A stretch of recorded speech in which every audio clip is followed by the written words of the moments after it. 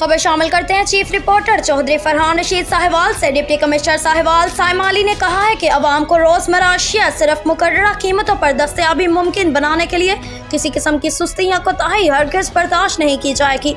उन्होंने कहा कि तमाम प्राइस कंट्रोल मजिस्ट्रेट्स अपनी कारकर्दगी बेहतर करें और रोजाना की बुनियाद पर अशिया ज़रूरिया की कीमतों को चेक करें। वो यहाँ अपने दफ्तर में प्राइस कंट्रोल मजिस्ट्रेट्स की कारकर्दगी के जायजा इजलास की सदारत कर रही थी, जिसमें additional deputy commissioner revenue Aitzaz Aslam Marth, ADC general Syed Usman Munir Bukhari, AC Sahiwal Muhammad Usman Chaudhry, AC Chichawatni Sardar Mahtab Khan Baloch, SNA Khurram Saleem समेत तमाम प्राइस कंट्रोल मजिस्ट्रेट्स ने शिरकत की।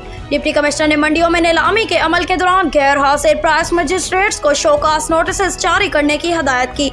इजलास के दौरान 1 अप्रैल से 30 अप्रैल तक की कारकर्दगी का जायजा लिया गया।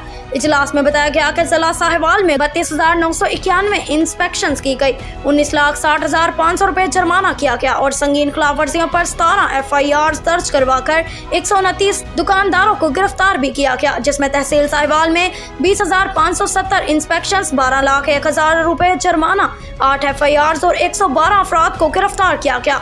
इसी तरह तहसील चीचावतनी में 12,421 इंस्पेक्शंस की गई, जिस दौरान 7,59,500 रुपए जुर्माना किया गया।